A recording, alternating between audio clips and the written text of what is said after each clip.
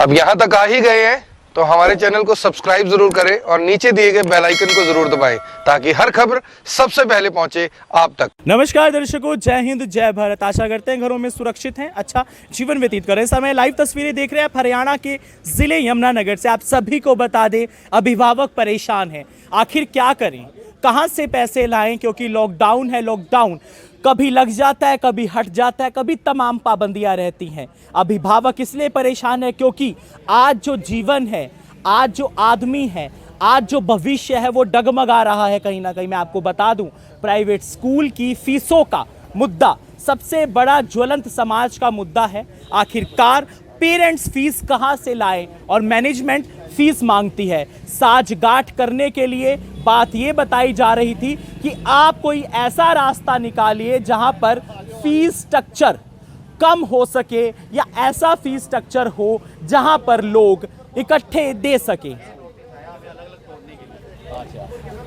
बस तो जिस तरीके से तमाम अभिभावक हैं वो स्कूल के सामने प्रदर्शन करते हैं, क्योंकि 2014 के बाद एक प्रदर्शन मात्र ऐसा हथियार है जिसके हाथ में हम लेकर प्रदर्शन कर सकते हैं। क्योंकि जनतंत्र ने हमें सिर्फ लोकतंत्र में यही हथियार दिया है कि नारे बजा सके, हम नारेबाजी कर सके और हम आंदोलन जीवी। हमारे साथ मौजूद है तमाम ये लोग, इनसे पूछना चाहेंगे। ये नोटिस आप देख रहे हैं कैमरे के माध्यम से, kindly note that entry in the school premises is strictly prohibited है और बेसिस ऑफ अपॉइंटमेंट है। अगर आपके पास अपॉइंटमेंट है तो आपको तभी ये चीज़ें मिलेंगी। और अपॉइंटमेंट करने के लिए नंबर है, नंबर के साथ फ्रंट डेस्क की जीमेल आईडी है और स्ट्रिक्ट कंप्लेनेंस के लिए इन्होंने नोटिस किया है। लेकिन जब कॉल की जाती है तो नोटिस पर क्या कहा जाता है, ये उनसे बातचीत करते हैं और जानते हैं इनसे, तमाम चीज़ें जानते हैं इनसे और चलते हैं। नमस्कार सर, आपका नाम?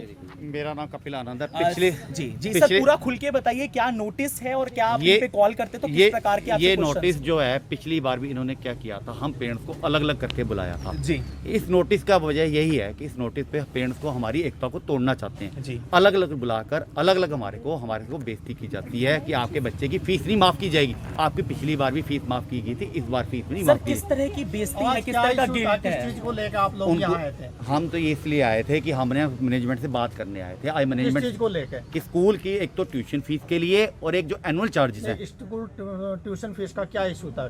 ट्यूशन फीस का इशू ये है कि उन्होंने 60% ट्यूशन फीस बढ़ा दी है। एक तो पिछले साल के मुकाबले 60% ट्यूशन फीस बढ़ चुकी है। हम उस ट्यूशन फीस को वापस कराना चाहते हैं और हमारे सबके व्यापारी भाई खड़े हैं यहाँ पर, उन सबका किसी का व्यापार नहीं चल रहा सही ढंग से। हम चाहते हैं उस ट्यूशन फीस को देने को तैयार हैं, पर उस ट्यूशन फीस के ऊपर हम कंसेशन चाहते हैं 50% तक का, कम से कम हम चाहते हैं 50%। ऑनलाइन क्लासेस जब तक चल रही हैं तब तक 50% का कंसेशन हमें दें। वो भी लास्ट ईयर वाली जो फीस थी उसी हिसाब से जो हमसे ली गई थी, हम उससे ज़्यादा फीस नहीं दे सकते। क्योंकि अब कोविड के टाइम में पिछले साल भी हमारा व्यापार जो था बेकार हो चुका था, अब इस बार फिर वो और बेकार हो चुका है। इसलिए हम उस ट्यूशन फीस को कम से कम और चाहते हैं कम करें। स्कूल मैनेजमेंट को अगर हमारे साथ दिक्कत आई है स्कूल फीस देने में, तो स्कूल मैनेजमेंट को पता है कि स्कूल मैनेजमेंट अपने अध्यापकों की फीस भी नहीं दे रहा है।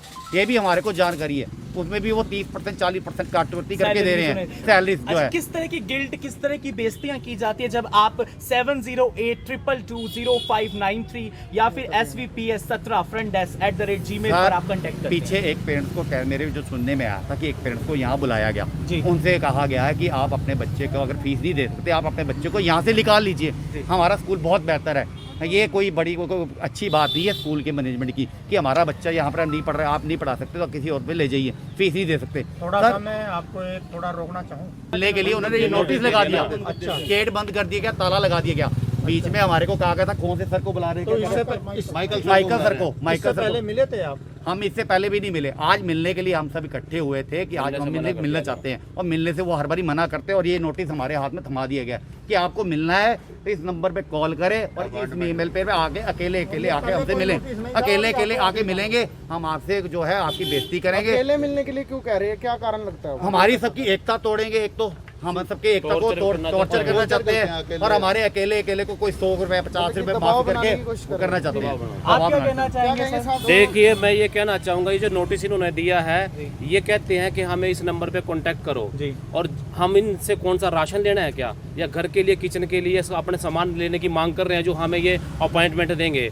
मैं पूछना चाहता हूँ, इनकी 24 आवर्स तो अभी इनकी सर्विस चल रही है डकैती के लिए, लूटपाट के लिए, जो पेरेंट्स को मैसेज कर रहे हैं, उसके लिए तो इनके पास कोई है नहीं, कोई स्कीम नहीं है। लेकिन जो आज पर्पस जाने का रहा, हमारा पर्पस एक ही रहा है, क्योंकि स्थिति ज्यों की त्यों है, सरकार सुनने को तैयार नहीं और ये मानने को तैयार नहीं है।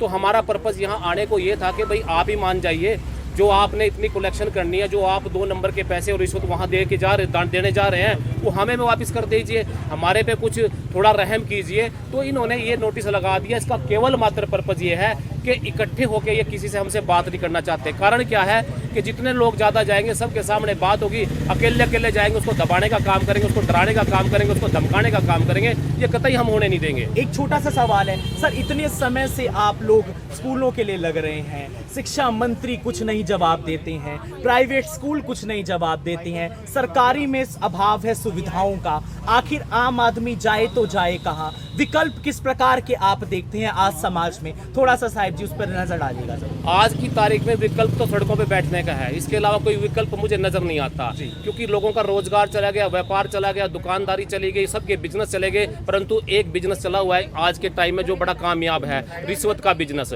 डकैती का बिजनेस, लूटपाट का बिजनेस। आज की तारीख में ये काम बड़े जोरों से पे चला हुआ, और जो सामने स्कूल आप देख रहे हो, इनका काम भी यही है। और मैं छोटी सी एक कैलकुलेशन देना चाहता हूँ आपके माध्यम से कैलकुलेशन देना चाहता हूं कि बड़े बड़े स्कूल में 2-3-2.5 हज़ार बच्चे हैं और एक पेरेंट्स पे पिछला 6-7 हज़ार रुपये और नए सेशन का 10 से 15 हज़ार रुपये, एक बच्चे में 20 हज़ार का बर्डन डाल देते हैं। अब कैलकुलेशन कीजिए इस जिला के अंदर के कितने हज़ार करोड़ रुपये की कैलकुलेशन और कलेक्शन जो कर रहे हैं ना, ये 2 नंबर की कर रहे हैं। तो क्यों करेंगे ये? हमारी बात क्यों मानेंगे? क्योंकि हम पैसे वाले नहीं हैं, हमारे पास पैसे होते तो हम ही खरीद लेते, हम फीस ही जमा करा देते। तो मेरी तो एक बात एक ही आपके चैनल के माध्यम से यही मेरी आवाज़ और मेरी सभी पेरेंट्स से प्रार्थना है कि हम अगर मिलेंगे तो सब इकट्ठे होकर मिलेंगे। अकेले जाएंगे, ये दबाव डालेंगे, धमकाएंगे और हमें टॉर्चर करेंगे। तो मेरी प्रार्थना है, स्कूल वालों से भी प्रार्थना है, भाई सरकार नहीं मानती, आप ही मान जाइए। आप हमें कोई ऐसा कोई रास्ता बताइए जिससे हम खुद फीस जमा करा सके। और हमारी तो एक ही मांग है कि जो सरकार ने आदेश किया, जो कोर्ट ने आदेश किए कि ट्यूशन फीस के अलावा कोई चार्जेस नहीं ले हमसे, तो हम उसके लिए तैयार हैं। अच्छा वकील साहब, जैसे कि आपसे पहले तो जिस प्रकार से तमाम आपने देखा कि लोग परेशान हैं, लोग बेहाल हैं, आखिर क्या करें? आम आदमी तंग है, चाहे मजदूर वर्ग लगा लीजिए, चाहे व्यापारी वर्ग लगा लीजिए। लॉकडाउन ने, कोरोना ने सबकी कमर तोड़ दी है। बड़े बड़े राहत पैकेज तो सरकार दे रही है। हाल ही में मुख्यमंत्री मनोहर लाल खट्टर पैराग्लाइडिंग के मजे लेते हुए तो आपने सबने देखा ही होगा किस तरह से वो पैराग्लाइडिंग कर रहे हैं और किस तरह से पानी के जहाज़ों में मजे ले रहे हैं। अगर शिक्षा का बजट भी थोड़ा बढ़ाया होता तो इस तरह की तमाम चीज़ें ना आई होती। मैडम, जैसे किस प्रकार का टॉर्चर है, किस प्रकार की बातें आपसे कही जाती है जब आप अपॉइंटमेंट लेती हैं या फिर जाती हैं टीचर्स के पास? सर, हमें अपॉइंटमेंट के लिए कहा जाता है अपॉइंटमेंट लेके आओ, उसके बाद हमें स्कूल में बुला के हमारे इनको इंसल्ट किया जाता है। हमें ये बोला जाता है तुम ये बिंदी लिपस्टिक लेने के लिए तुम्हारे पास पैसे हैं, ब्रांडेड ये लगा रहे हो, कपड़े डाल रहे हो, तो तुम ये चीज़ क्यों नहीं, फीस क्यों नहीं पे कर सकते? ये टीचर बोलती है। मैम, इस तरह के सवाल आपसे पूछे जाते हैं कि आप फीस क्यों नहीं पे कर, तो मैम कहीं ना कहीं क्या कहना चाहेंगी उन टीचर्स को या उन प्रिंसिपल को जो आपसे इस प्रकार के सवाल पूछ रहे हैं? सर, हम ये बोलना चाहते हैं, अभी अब हम बिंदी लिपस्टिक लगाते हैं, सिंदूर पे भी इनका हक हो गया क्या हमारे? और अब हम अपने बच्चों को पढ़ा रहे हैं, हम पढ़ाने के लिए ही यहाँ पे भेज जाता है उन्हें। ये तो नहीं भी तुम हमारे से लूटपाट शुरू कर दो। हम 2 साल से इतने परेशान है, हमारी कोई मजबूरी नहीं समझी जा रही, हमें टॉर्चर किया जा रहा है। अभी हम तुम फीस जमा कराओ, नहीं तो हम तुम्हारे बच्चों के पेपर नहीं लेंगे, तुम्हें रिजल्ट नहीं देंगे। ये कब तक चलेगा? हमारी भी मजबूरी समझो कुछ। नमस्कार मैम, जिस तरह से आप लोग बता रहे हैं कि टीचर्स बुलाती हैं, टॉर्चर किया जाता है, तो मैम कहीं ना कहीं अगर वो आपकी पर्सनल चीज़ों पर कमेंटिंग कर रही हैं तो उसके विषय में आप प्रिंसिपल तक क्या बात पहुंचाना चाहेंगे? सर देखिए, पर्सनल जो कमेंट्स की बात है, पर्सनल कमेंट्स नहीं होने चाहिए टीचर्स के। हम सिर्फ फीस के रिगार्डिंग बात करना चाहते हैं, हम उसके अलावा कुछ और नहीं चाहते। हमने कभी भी हमारी फ़ीस आज से पहले, मतलब लास्ट ईयर से जब से कोविड स्टार्ट हुआ है तब से, उससे पहले अगर हम आप हमारा रिकॉर्ड देखो तो हमारा कभी भी उससे पहले ट्रैक रिकॉर्ड में हमेशा ये रहा है कि कभी भी हमारी फीस डिले तक नहीं की हुई है। मैम छोटा सा सवाल पूछूंगा, सारी रेप्यूटेड फैमिली के बच्चे स्कूल में पढ़ते बिल्कुल हैं, सर। सारे अच्छे फैमिलीज के बच्चे पढ़ते हैं, लेकिन संकट ऐसा है तो कहीं ना कहीं मैम सर, दोनों स्कूल को एक मैनेजमेंट को आगे बैलेंसिंग, आना चाहिए। कहीं ना कहीं बैलेंसिंग मैम जरूरी है, आप हाँ क्या जी, समझती हैं? बिल्कुल बैलेंसिंग बिल्कुल जरूरी है। स्कूल मैनेजमेंट को खुद अपने आप आगे आके कंसेशन करनी चाहिए। इनफैक्ट उन लोगों ने पिछले साल भी ऐसे किया, हमने पर्सनल मीटिंग भी की, लेकिन उसके बाद भी हमें कोई कंसेशन नहीं मिला। कंसेशन नहीं मिला, उसके अलावा इस साल उन्होंने फीस को और बढ़ा दिया है और एनुअल चार्जेस की डिमांड कर रहे हैं। एनुअल चार्जेस जबकि कोर्ट ऑर्डर्स के अकॉर्डिंगली एनुअल चार्जेस हम नहीं ले सकते। धन्यवाद। आगे मैडम ने बात, हाँ जी, तो जी हाँ, अब क्या करें, सहारा कोर्ट का लेना पड़ता है। सुप्रीम कोर्ट भी सरकार के, हाई कोर्ट भी सरकार के हैं, एडमिनिस्ट्रेशन सिस्टम भी सरकार का है। कहीं ना कहीं आम जनता अस्त व्यस्त है। तो इनसे बातचीत करते हैं, बड़े दुखी हैं, बड़े दिक्कत में हैं, इनसे पूछते हैं इनका क्या सीन है। सर नमस्कार, सर क्या कहना चाहेंगे? मेरा नाम विवेक वर्मा है। मेरे 2 बच्चे 6th और 7th क्लास में पढ़ते थे लास्ट ईयर। उनको जब से इन्होंने ऑनलाइन क्लासेस शुरू की तब से हम इनकी रेगुलर फीस जमा करा रहे हैं। इनके फ़ोन बार बार आता है कि आपकी फ़ीस पेंडिंग है। मैं इनको हर मंथ की स्लिप भेजता रहा। उसके बावजूद इन्होंने थ्रेटन किया कि हम एग्ज़ाम में नहीं बैठने देंगे, आप फीस जमा कराओ, आपकी पेंडिंग है। और लास्ट में इन्होंने बच्चों का रिजल्ट रोका हुआ है अभी भी, और 3 महीने की फ़ीस की डिमांड कर रहे हैं। हमने कहा हमारा आप टीसी दे दो, आप ये स्कूल हम तो बच्चों को निकाल लेंगे। उसके बावजूद इन्होंने टीसी भी देने से मना कर दिया। फिर हमने डीओ ऑफिस में और ऊपर शिकायत लगाई मुख्यमंत्री जी को, तो डीओ ऑफिस ने भी इनको 2-3 बार मेल की कि आप यहाँ पे आके हमारे से बात करो और इन ये पेरेंट्स का ये है इसका सोल्यूशन करो। एक्शन नहीं है, डीओ ऑफिस में जाएं, डीओ ऑफिस बिका हुआ पास जाएं। है, वो उनकी इन पे कोई असर नहीं होता, असर नहीं, और सरकार का कोई असर नहीं है। जब कोई असर नहीं है। फिर परसों हमारी पेशी थी, इनकी पेशी थी कि आप पर्सनली आके मिलो, और स्कूल को भी बुला रहे हैं और मेरे को भी बुलाया उन्होंने। वहाँ पे उन्होंने अच्छा इनको डांट लगाई कि आपका प्रिंसिपल कहाँ है। पहले तो माइकल सर वहाँ गए थे, विशाल बख्शी जी जो हैं यहाँ स्पोर्ट्स के टीचर हैं, उनको इन्होंने ड्यूटी लगाई। उन्हें फेस दिया है, खुद प्रिंसिपल नहीं उठ के गए, खुद मैनेजमेंट बोर्ड अथॉरिटी नहीं उठ के गई, कोई नहीं गया जिसके हाथ में कुछ डिसीजन नहीं उठ के गई, नहीं। हाँ जी, तो फिर उन्होंने इनको बोला भाई आप एक तो मेल नहीं चेक करते, जिसकी ड्यूटी है वो उसको मेल प्रिंसिपल को दिखानी चाहिए, और कोई आपका कोई एक्शन नहीं है। उसके बाद हमने 2-3 बार नोटिस आपको भेजा, आप कम से कम मेल तो देखा करो अपनी।